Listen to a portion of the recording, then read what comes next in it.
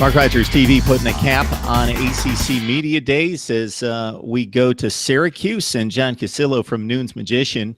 And if you want to check out the ACC and Syracuse's statements from the last 2 days in North Carolina, you go to Noon's Magician because John is posting material by the second, it appears. John, how you doing today?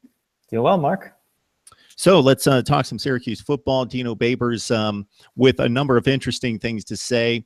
Maybe not extremely insightful, but at least he puts a spin on things that's a little bit different than most coach speak that we've heard throughout the week from both the ACC and the SEC, where it's nice to be hearing something a little bit fresh and have some new material for football season prep. But it's not been too insightful across the board. But you get Dino Babers at the podium, and he's got a few things to say about his racing car offense, his beautiful quarterback, and your thoughts about what Babers had to say. Yeah, I mean, Dino's always entertaining. I think that's what I've appreciated about him, at least covering him for the last 18 months or so since he took the job. He definitely has a unique perspective. I think he understands that this is a process for him, and that the program that he inherited was not built for the offense that he was going to run, the defense he was going to run. The talent level and depth really wasn't there. And he's realistic about the expectations that everybody in that room has, for him in that program. But he is a super positive guy. I think he's someone that sees the pieces starting to come together. He's not going to oversell you on what he has on his hands. So I think, right now we're seeing a more subdued Babers and someone who, he tells you like, this is a race car, and he makes comments about what Dungey can be and what this offense can be. I think that's really smart given where the fan base is at and everybody's perceptions around the ACC of Syracuse. I think if Syracuse can find a way to get to 6 wins this year, then maybe you see a little more of I wouldn't say a braggadocious Babers next year, but you see maybe a little more confident, a little more forward thinking, a little more like solid statements versus what if statements from him next year. So when you've got a quarterback who you consider beautiful, then that's a positive when it comes to ACC Media Day. But when he puts the helmet on, we don't know that, and he's got to go out there and perform. And he's done that, but he needs to stay healthy. He seems to be in a little bit better preparation physically to do that this year. Yeah, I mean, he put on 20 pounds. Last year he put on about probably 10 before the season. Now you're going to lose some of that weight during the year anyway. If Dungey can stay probably in the 225-ish range, I think he'll be able to take hits better. I think that also goes back, though, to our offensive line. Last year we had injuries to our seniors in the offensive line. We had a lot of guys kind of cycling in and out.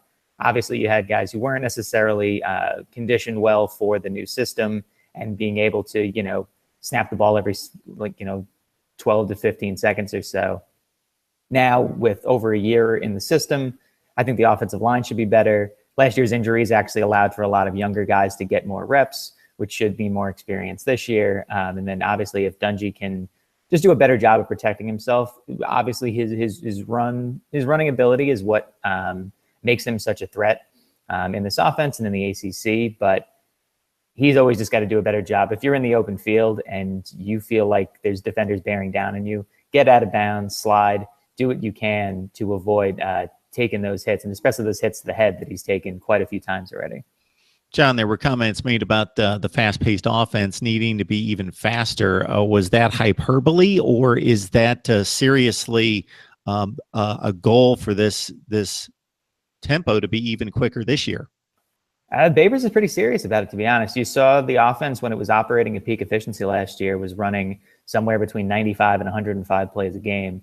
When we weren't running as well, we were running somewhere in the 70 to 80 range. So I think Babers would prefer a consistent 85 to 95 plays a game rather than what we saw last year, those spikes kind of where we went from peaks and valleys, and some games where we just executed better than others. So yeah, I fully expect us to be running at a much faster pace this year now with everyone on the team having a year under their belt in the new system. Now, whether it be yesterday at ACC Media Days or any time during the off-season discussion, do you hear any coaches on either side of the football or players discussing and talking about the offensive efficiency because of the tempo and what that does to the defense if they're not successful. Yeah, I think the coaches kind of allude to it. Like, you're obviously going to give up more points in this sort of system just because it's going to be more possessions for the opposing offense. I think the defense, I mean, Zaire Franklin was speaking yesterday at the event, and he did seem to allude to a little bit of that, saying, you know, like, the change in system where the old system was slower, the defense would kind of have the onus on them to make stops. And now they still have to make stops, obviously, that's their job, but it's not you need to make a stop every single time you're on the field, because your offense is only going to be able to put up 17 to 20 points.